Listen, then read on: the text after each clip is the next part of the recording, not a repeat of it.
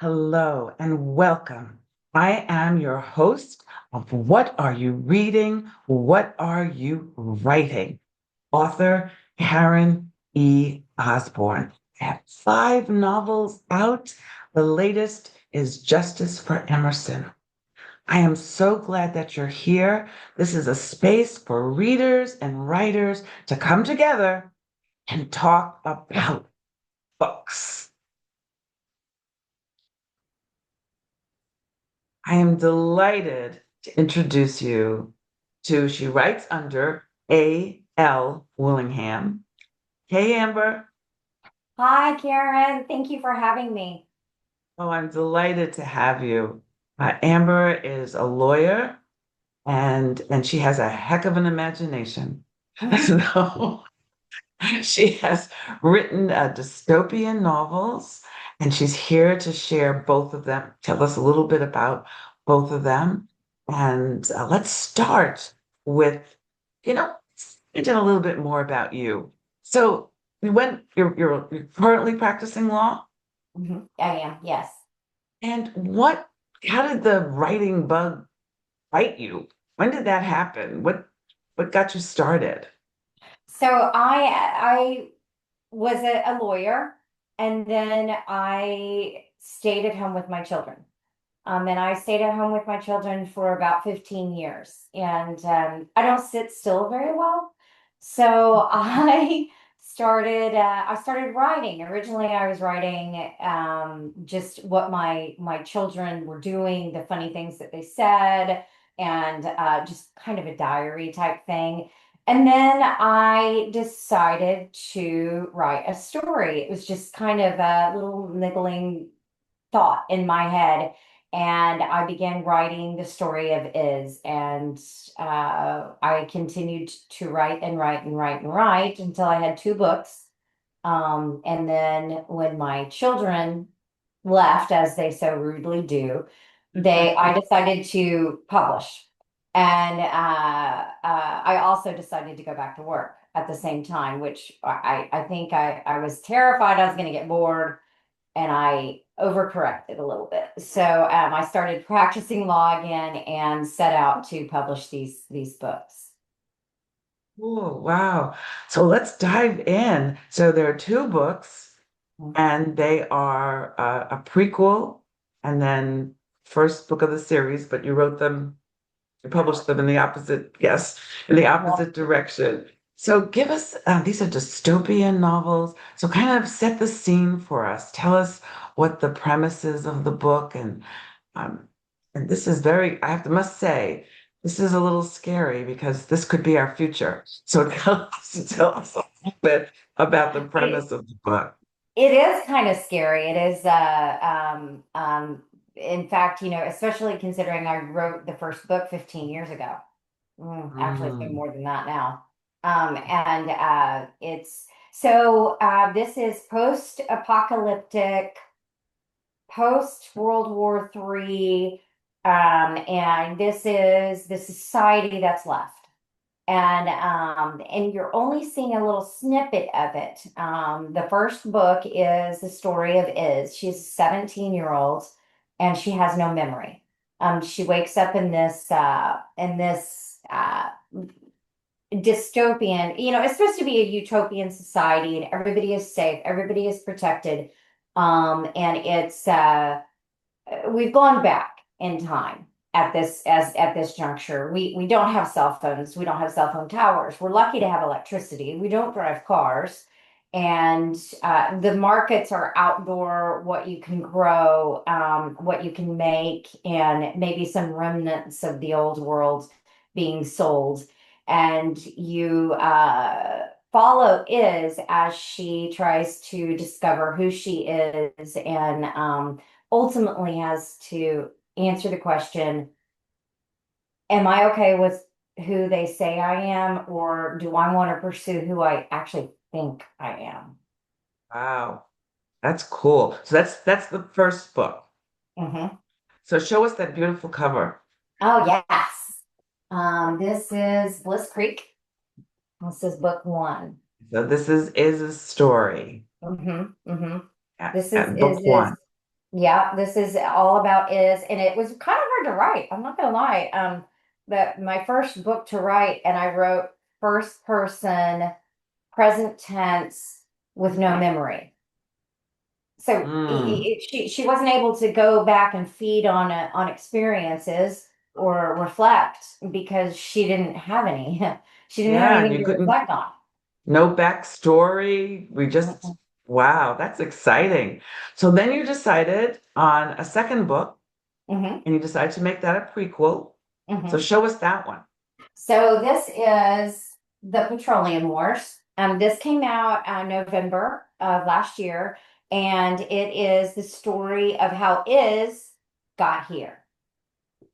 I can't tell you Ah, too much about this because it will give away. I don't want to do any spoilers, but this is the story of who she was before she woke up in that hospital bed in Bliss Creek, before she uh was in this society that seemed a little odd to her. And she couldn't figure out why. Well, this will explain to you a little bit of why Bliss Creek was so weird. yeah. And we also meet Fable in this book too, right? Fable, you're going to meet Fable in book two, and Yeah. he's a big character in book two, and he grows. He changes a lot as well, and then yeah, so. So let's talk about that. So tell us what you love about Is, first of all. What you admire about her. Is uncompromising, and that's what I just really Mhm. love about her. She reminds me of my daughter. Maybe she's based on my daughter. I'm not sure. Um, but she's very, very strong, very, very kind, but very uncompromising. And if something doesn't feel right, she's not going to go with it. She's not just to go with the flow. She's not a mean girl. She's not a follower. And what do you like about Fable? Well, Fable has a totally different story. Fable is an orphan, and he has had to scrape and struggle and claw his way to survival. Um, he's a warrior, but he doesn't want to be. He's reluctant, and he is kind at heart, but doesn't really have room for that in his life. Yeah. I'm always interested in world building, and you clearly had to do a lot of world building. What's your process there? Did you start with the world and then put the characters in it? Did you start with the characters and figure out what their world was? Did it all evolve? What's your process there of world building? I've never really thought about what came first, is or the world, but I think it was the world. I think the world came first. And it was when I was writing these, it was during the time that you had the Twilight series that was out. You had Veronica Roth just became big, and you've got Divergent, you've got the Hunger Games, you've got all these. Twilight wasn't necessarily a dystopian; that was a little more science fiction. But you've got these dystopian worlds that were being created, and I liked that. I just love that. I'm not a science fiction, but I am definitely a dystopian fiction girl. And I liked the youth, and I liked the fact that these youth were the future leaders of this strange world, and how were they Mhm. gonna make the changes, and I think it also stems from the fact that a lot of times I'm always telling my children, it's going to be up to you. You guys have to fix what we did. Yeah. Yeah. And it looks like we're leaving them a mess. A Yeah. mess. Aren't we? Yeah. When you were first thinking about writing this book, was there an inspiration? Was there something that triggered you, or you thought, oh, this is what I want to write about? I wish it was that simple. I think I just started and then it was sort of a verbal vomit on the page, if you will. I mean, it was just, and I kept going and I kept, and you have to remember, I was writing this for a long time. And then it was sort of therapy, I guess, for me. My kids were going to school, I was at home, and I wrote. I wrote and I had to cull and cut a whole lot of what I did write because I was, it's odd that young adults don't want to read an 800-page treatise on what the world could turn into, but they don't. Yeah, I mean, it turns out. So Yeah. I had to break it down a little bit. Yes, yes, I can see that. Was there a book or an author that inspired you, that had a big impact on your writing style or the way you think about things? You mentioned several books, dystopian books that were out, but Yeah. was there a particular author that inspired you? I really think Veronica Roth. I loved how she built her worlds and how she created this environment where people were trying to figure out how to make it work, and they each had their role and how they helped the society just keep going and I tend to also, I don't know if you do this, I do this. If I'm reading something and I really like the way a particular author is writing, I tend to mimic it when I'm writing. I have to pull myself back and go, okay, now who are you today? You're Amber.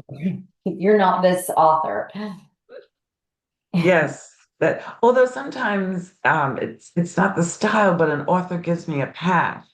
Like I had a story that I was thinking about, and then I read Kristen Hanna's The Four Winds. And Great even book. though it was just mine was a very different story, I saw, I just saw the path and true grace came because so I wasn't her when I was writing it, but it's like she was guiding me, showing me the way, you know? Yeah, So, I yeah. know Well, exactly what you mean. thank you. I'm so glad because I know it, like some people might be scratching their heads, but I get it. just I like when I totally say get it. characters talk to me in my head, really? Yes, really. In my sleep. Yeah. Yes. Yes, that's Mhm. what keep us up. Was there something that you read recent? Well, first, before you tell me that, I am interested in if there's going to be a book three. Yes, book three will be out this year.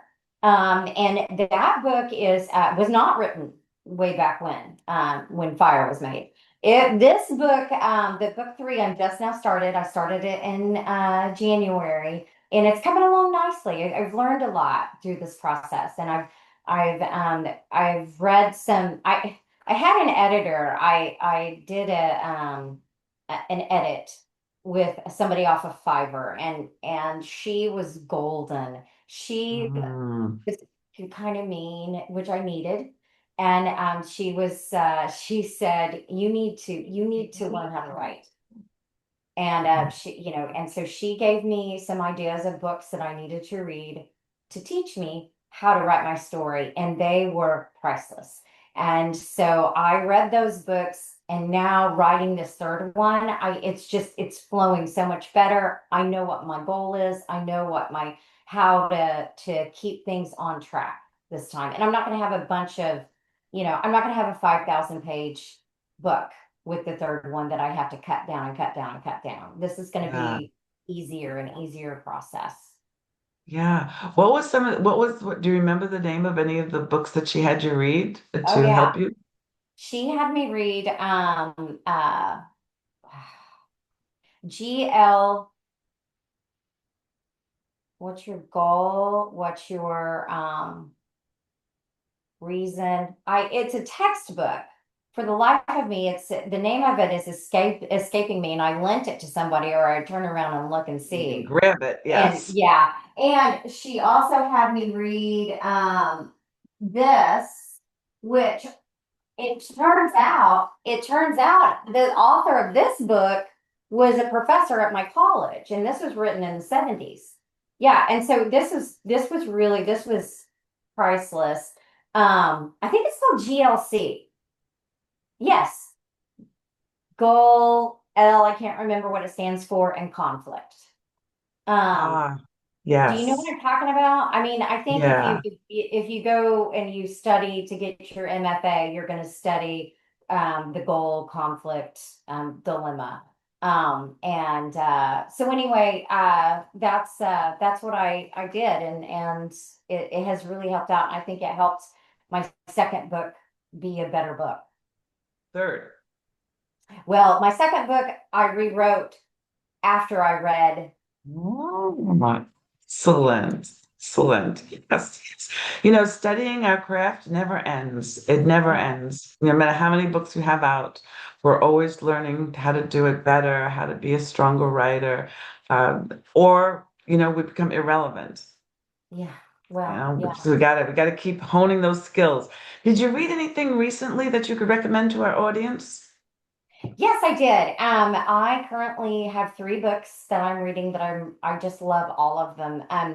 Dear Debbie by Frida McFadden, Mm. which is a little bit of a mystery. It's a little dark, but it's good. The Correspondent by Virginia Evans. It's a very good book, and it's all letters, which is an interesting way to tell a story. Yeah. And then The Spectacular by Fiona Davis. Very good. Well, thank you so much. You've added to everybody's to be read pile, and we appreciate that. You guys can find A.L. Willingham's books on Amazon, BookBub, Barnes and Noble, your independent bookstore, your library. And if you don't see it, ask for it. That makes such a difference. And we hope that you will purchase, borrow, and that you will write a review. Writing reviews help us all, and you guys know that. I hope you will do that as well. And can you tell everybody what your webpage is, where they can find you, and where they can find you on social media? Yes, you can find me at alwillingham.com. Social media name is the same. I'm on TikTok, I'm on Instagram and Facebook as AL Willingham. Excellent, excellent. And when you do get in touch, when you go to her website, when you go get online and find Amber A.L. Willingham, please tell her that you met her on What Are You Reading? What Are You Writing? Until next time, everybody. Thanks for watching. Thanks for listening.